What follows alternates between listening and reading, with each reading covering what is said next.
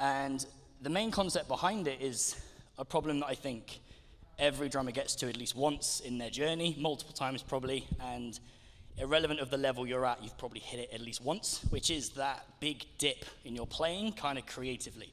So I'm always playing the same stuff, always the same fills, I can't break out of that creative rut. I'm seeing people nodding already. Yeah, it's quite common. Most people that come to lessons with me, that's normally the first thing they say is, I'm just in a dip, I can't really get out of it.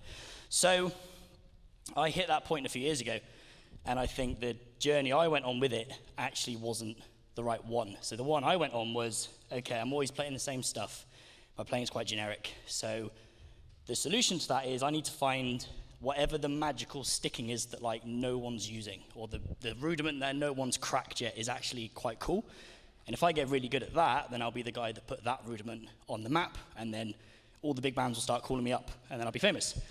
And what we realized was I spent a year kind of trying out all this kind of weird stuff, loads of hybrid rudiments, and realized that, okay, they're cool and they're good for like workouts, but they're actually really hard to use. They're actually quite hard to get on the kit. So a year of that, and I kind of floated around a few times, and then kind of hit the point where I was like, okay, what if I went back to my kind of basics again, like the stuff that we can all do, but I actually sat with it for longer. So instead of kind of getting bored and then moving on to the next thing, what if I actually really dug into the basic stuff that we can all do? Because I think we can all fall into the trap of, you know, singles and doubles, you learn them in probably your first drum lesson, so they're quite basic, so we kind of move on. And part of me was like, well, actually, is it that basic, or am I just using it basically? So, little nugget today that I'm going to give is based on a paradiddle, which I'm assuming pretty much everyone in the room can do. If you can't, there's your first thing to go home and practice straight away. Paradiddle, just right, left, right, right, left, right, left, left. We all kind of learn it, let's say, third drum lesson in. Right, left, right, right, left, right, left, left. So my kind of challenge I set was, what if I went back to the paradiddle, but I stuck with it for 6 months, and I refused to actually look at any other sticking for 6 months. And what's interesting is, you realize how much, as drummers, we kind of do this kind of magpie thing, where we practice something for a little bit, and then the new shiny thing appears, and then we kind of run after that, and then we do that for a bit, and then we see the new shiny thing, and then we run after that. So my thing was, okay, well, if I sit with a paradiddle, and I don't move on deliberately, what's fascinating is you get bored of it really quick, and then by telling yourself you're not going to move on to anything else, you actually get that creativity going really quickly. Boredom's actually quite good for this. So this is one version of this. This isn't like a definitive, this is the way to do it. It just gives a bit of a showcase on how this can work. So if we take a paradiddle, right, left, right, right, left, right, left, left. Everyone could probably do that. The next step normally is we accent all the downbeats. So we kind of get this, ba, ba, ba. Most people can probably do that as well. It's fairly straightforward. For me personally, I did that and then moved on and was like, cool, mastered the paradiddle, let's go on to the trickier stuff. So the idea is, what if we sat with that longer? What other options are there? So instead of just accenting the downbeats, what if we accented all the single strokes? So single strokes loud, ghost notes quiet.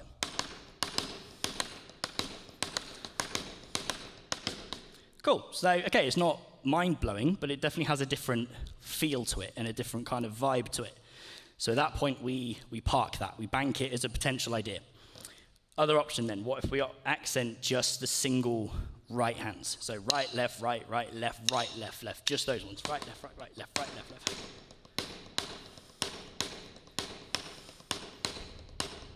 Cool, park that, potential idea, sounds kind of different. Other option, just the left hands. Right, left, right, right, left, right, left, left, right, left, right, right, left, right.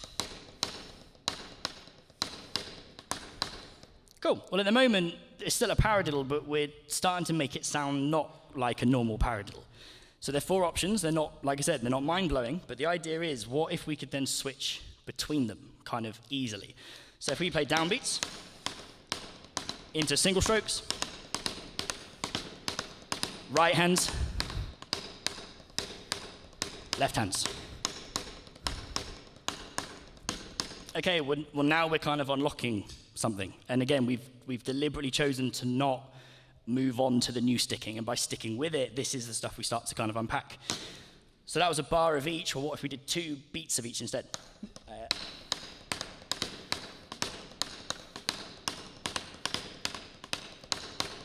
Well, that's now a phrase. Now we're into something way more interesting, and we haven't kind of blown our minds coming up with some kind of crazy thing.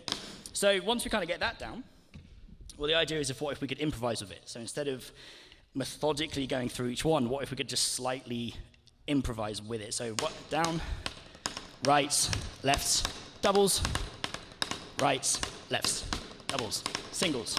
Right.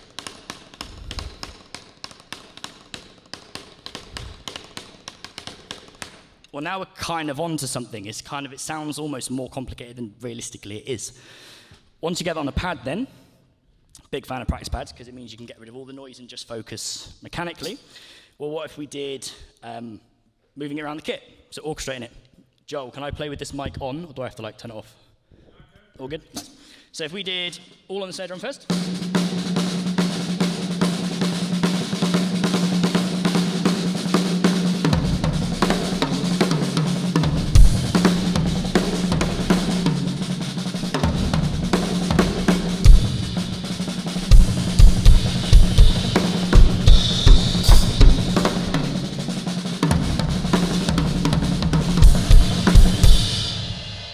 You could probably get through like a whole solo just improvising with that. And the idea is we're just sticking with this one little nugget and we're kind of refusing to let it go. You know what I mean? And I think that's the hardest bit with being a drummer. We're presented all these wonderful ideas we could use. Well, how often do we just grab something and just refuse to let go of it? So that's moving it around the kit. And again, practice that, and eventually you will get bored of it. And that's the time to then get excited, because when you're bored, that's when your creative juices just start going a little bit. How does that apply to a groove then? So if we're playing...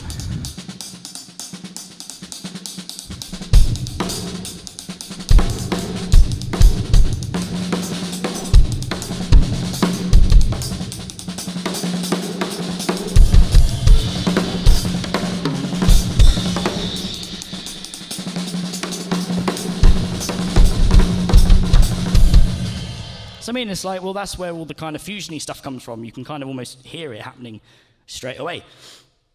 So the point for kind of all this, and this is kind of where I'll be opening up to questions in a couple of minutes as well, so also if anyone's got any bubbling, now's the time. If kind of nothing's taken away from this kind of, 30-minute segment, it's kind of this, is that if anyone's feeling like you're kind of in that dip where it's like, I'm always playing the same stuff, I can't really get out of it, everyone in the room already has the tools to actually fix that. It's not necessarily you have to now run to YouTube and find the thing you can't do.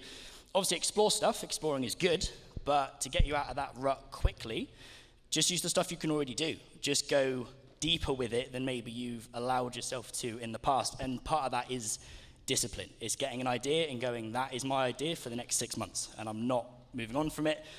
It's staggering how many ideas you actually get from that. So everyone's already got the tools to be able to do it, which is a nice feeling. We're not having to kind of look at the Benny Grebs and all those guys and go, they've got some sticking I'm completely not aware of. It's like everyone can already do it. You just got to go a bit deeper with it. Does that make sense if I explain that? All right, good stuff. We've got a few minutes. So